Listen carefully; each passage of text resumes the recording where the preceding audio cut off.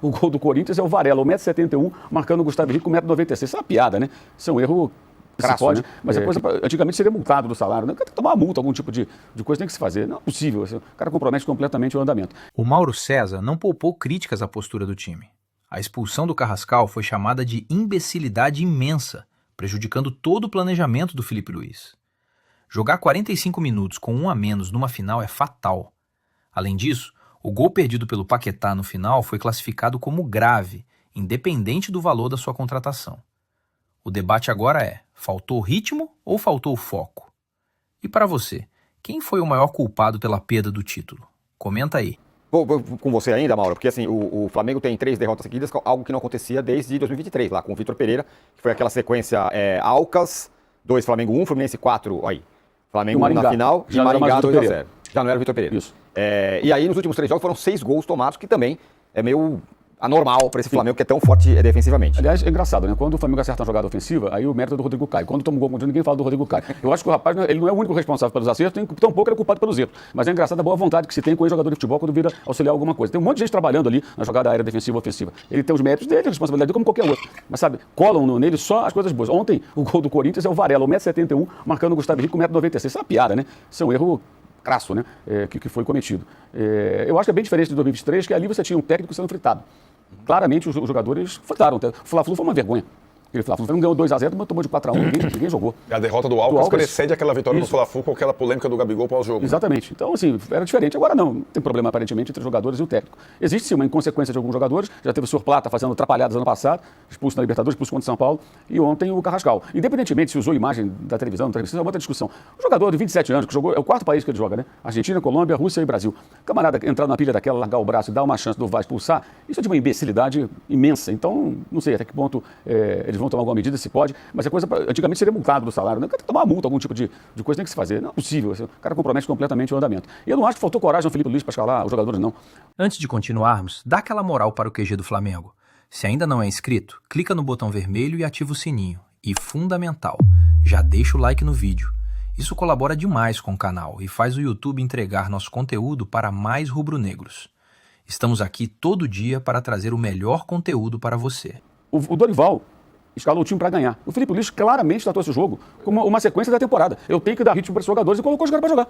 Essa é a diferença. Se concorda, discorda, é outra história. É claro que com a derrota, a tendência é discordar. Mas se você não tem o Carrascal expulso, o jogo poderia ser muito diferente. Então acho que vai muito na conta do colombiano do que aconteceu ontem.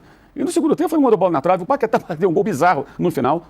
O Corinthians teve essa chance do impedimento e o gol do segundo gol já no final, quando a vaca rubro-negra já estava caminhando rapidamente em direção ao brejo. E uma bola na trave do Yuri.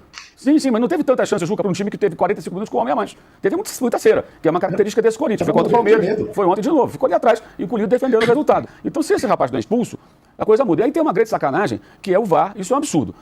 Eles param o jogo toda hora. Por que não pode esperar o intervalo? Ninguém desce, que o VAR vai analisar. Vamos analisar esse lance. Vamos achar a imagem para ver se expulsa ou não expulsa o Carrascal, porque o Bidon caiu aqui e há uma reclamação. Não, mandou pro vestiário. Aí o técnico faz todo o planejamento de 11 jogadores, né? Continua 11 contra 11. Não faz alteração. Aí quando chega na beira do campo ali, ele vai e expulsa. Mudou tudo. Isso é uma grande sacanagem. Aí, acho que aí o Felipe Luiz tem esse atenuante com relação às críticas que ele possa receber.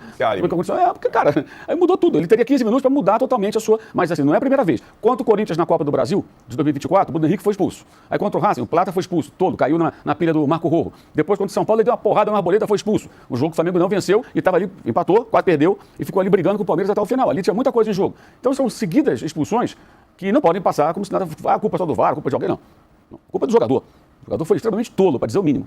Eu acho que isso tem que entrar na conta. Mas poderia o Flamengo ter tido uma sorte melhor, mesmo colocando os jogadores que não estavam em melhor forma, porque ele encarou como um jogo para dar sequência e ritmo de jogo para os caras. Eu acho questionável isso. Acho que ontem ele tinha que entrar com um time para competir e aos poucos esses caras vão voltando para o time. No caso, tinha que jogar o Everton Araújo, tinha que jogar o Everton Cebolinha. Os caras que estão bem, estão mais inteiros, estão conseguindo correr mais e ele insistiu digamos assim, aí ele insistiu no planejamento, eu acho. Esse gol não pode perder, né? O camarada perdeu um gol desse. Não importa se ele custou 1 centavo ou 42 milhões de euros. Esse gol aí ninguém pode perder se você joga para futebol profissionalmente. Foi um negócio muito grave isso aí também. Ontem eu fiz uma pergunta no Twitter, fui massacrado. Como é que você não sabe uma coisa dessa? De fato eu não sabia como é que funcionava esse negócio, né? Se quando o cara volta, se é expulso, se ele tivesse sido substituído, como seria. Depois eu aprendi com o pessoal lá, que mais com boa vontade no Twitter. Tem uma outra pergunta. Se os caras decidiram ao longo do intervalo, que o Carrascal ia ser expulso, eles poderiam ir lá no vestiário e falar assim, ó, o Felipe Luiz, o Carrascal vai ser expulso. Acho que em termos para informação para o público, acho que não. Eles devem ter que fazer sinalizando para todo mundo ver o que eles Mas tomaram será de que eles não decisão. poderiam falar isso para não fazer o Felipe Luiz entrar em campo com 11? Perfeitamente, né? Perfeitamente. Óbvio. Tudo errado. Entrar em campo com 11 e falar assim, ó, agora você foi expulso. O cara errado. poderia ser avisado antes. Aliás, o Esse Corinthians foi- levou 22 minutos para voltar pro jogo. Né? Pois é. Danilo Lavieri, como é que você vota nessa brilhante enquete? Acho que é só mais uma taça pro Corinthians, eu voto nessa enquete.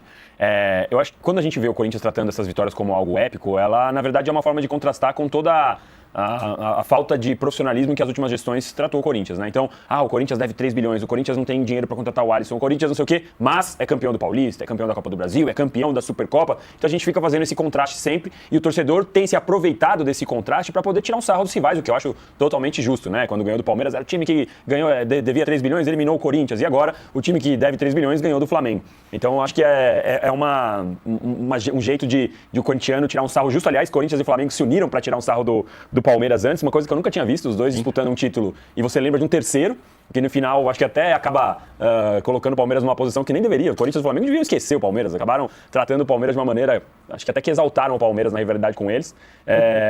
Então acho que o Corinthians ele vibra por isso, o torcedor gosta de destacar isso, embora, de novo, eu destaque sempre a mesma coisa.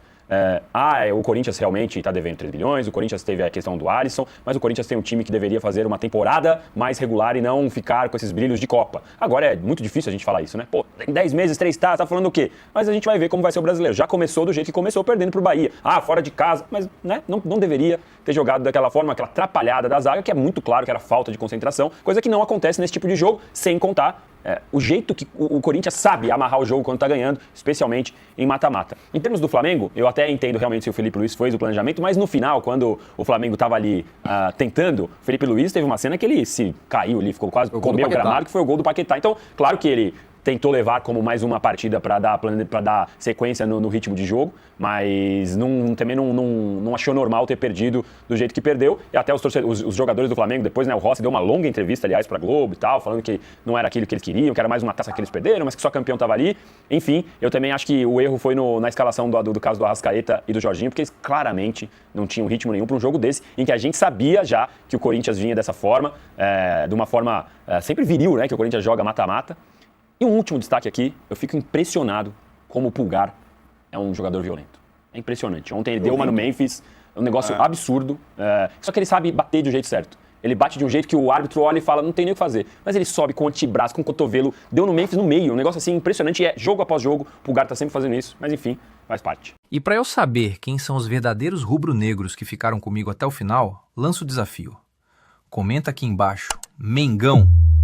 Quero ver quem tá fechado com o canal. Já deixa o like, se inscreve para não perder nada. E até a próxima. Fui!